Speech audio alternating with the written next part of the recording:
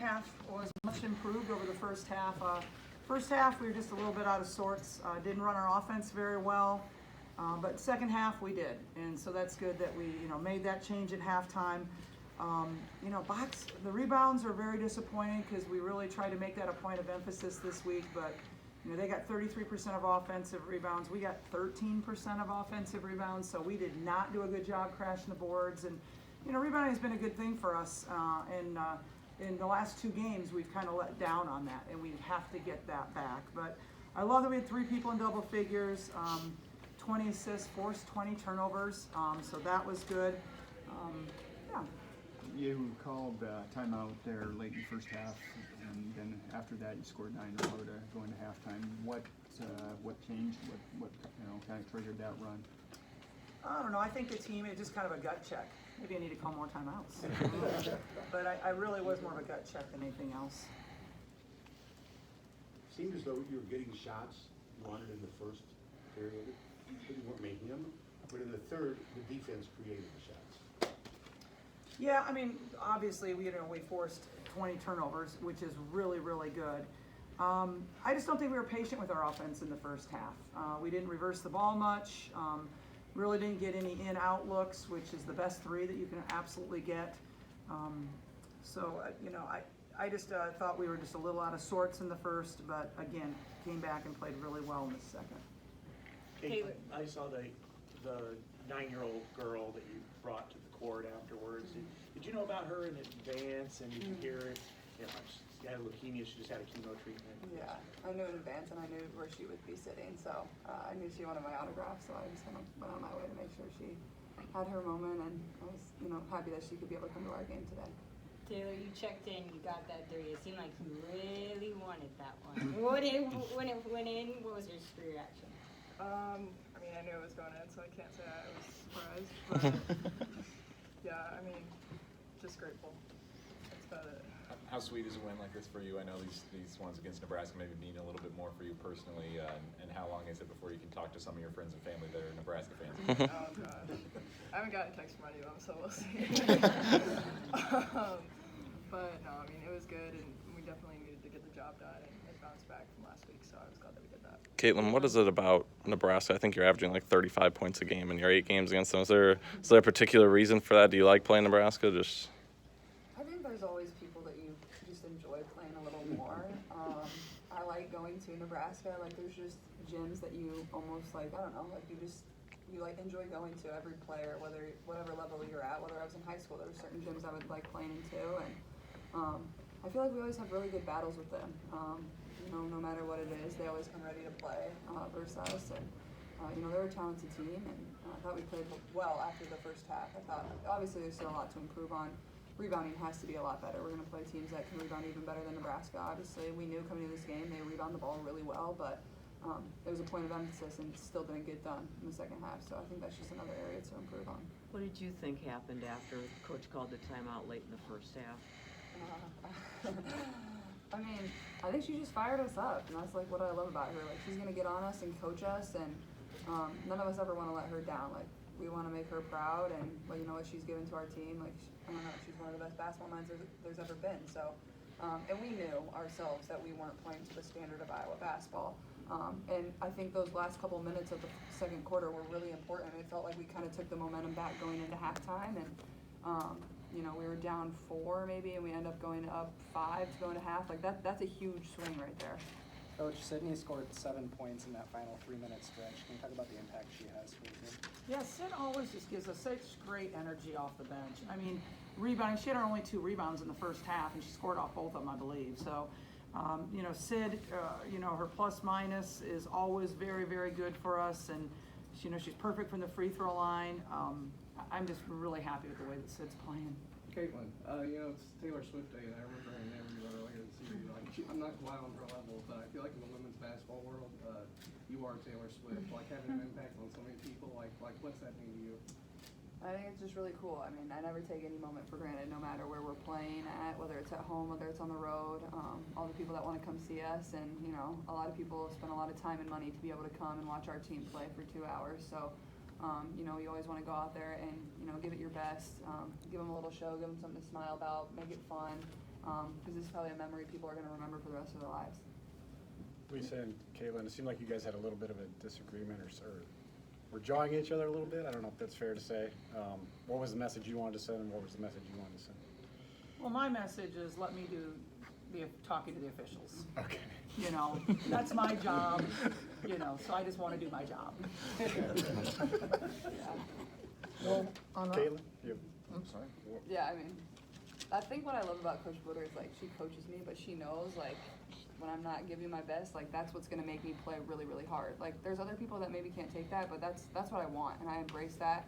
I never want to stop being coached. I never want to stop being told what's right, what's wrong, no matter how good I play, how bad I play. Like, there's always things to learn, things to get better at, and that's what I love about her is she holds me to a very high standard, and you know, she's gonna get on me because she knows there's still areas for me to improve, and you know, this team relies on me a lot, whether it's emotionally or to score or to bring the energy, and I think that's just always something that, you know, she holds me to a high standard in that regard, and that's something I really appreciate. Following up on that, Caitlin, and this might sound like a loaded question, it's not meant to be, but do you think you see the game better than the officials do?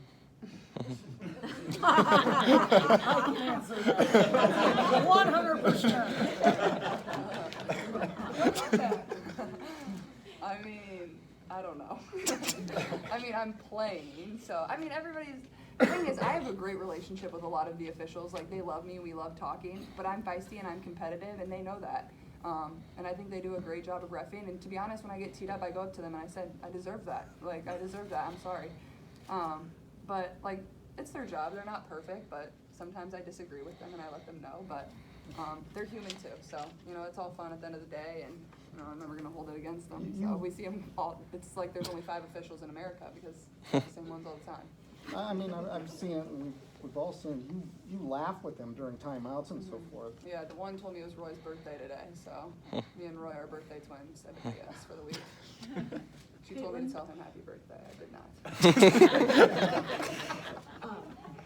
As you get closer to Jackie Stiles' scoring mark, how does that make you feel? I think I mean, she's one of the best to ever pick up a basketball, so like that's super cool, and I couldn't tell you how close I am or whatnot, but 4 it's not, points. Oh, okay. It's not something I'm after. I think, you know, just keep playing the game, keep having fun, and this is what just comes along with it, and I'm just trying to enjoy every single second. I think we're down to 9 regular season games left, and that's hard for me to wrap my head around because the season just goes so fast, and just trying to enjoy every single second with my team. Okay, after what happened in Columbus, not just the court storming, but to have a fourth quarter the way it went down and then overtime, how important was it to come out and then when things kind of settled down to get back into a groove and play the way you guys are capable of playing? I think it's really important. You know, we had to sit on a loss for a week. That's tough in itself too. But also, I think the thing about Ohio State is we knew we were in that game. We were winning the entire game, and that's probably why it hurt to us more. It's like we didn't go to Columbus and lay an egg. Like, we went there and played really good basketball, but we didn't execute down the stretch to be able to put ourselves in a position to win. And I think it was a good point for our team, for everybody to look themselves in the mirrors and find ways to get better, because clearly we're not meeting the standard of where we need to be right now if we want to be Big Ten champions. And I think it was just a good reset week for us. We had a few off days. We had great practices, and now we basically play twice a week the rest of the season. So I think it's just a good reset, and I think it provided a lot of confidence for our team. It showed us where we are. Like, we're up 10 points with 9 minutes to go, but also we lost it. So I think there's 2 sides to it. Taylor, we talk a lot about the culture that Lisa and you guys have kind of built. I mean, when you hit the first and second 3, the bench is going absolutely bonkers. I guess just from your perspective, how is the culture like that sort of just get established? Because it does seem like you guys are just really, really tight. Yeah, I mean, I think part of that is just with the relationships that we've built over such a long period of time, because we do have kids that have been here for a long time, and so I mean, that allows the relationships to get even deeper and deeper and whatnot.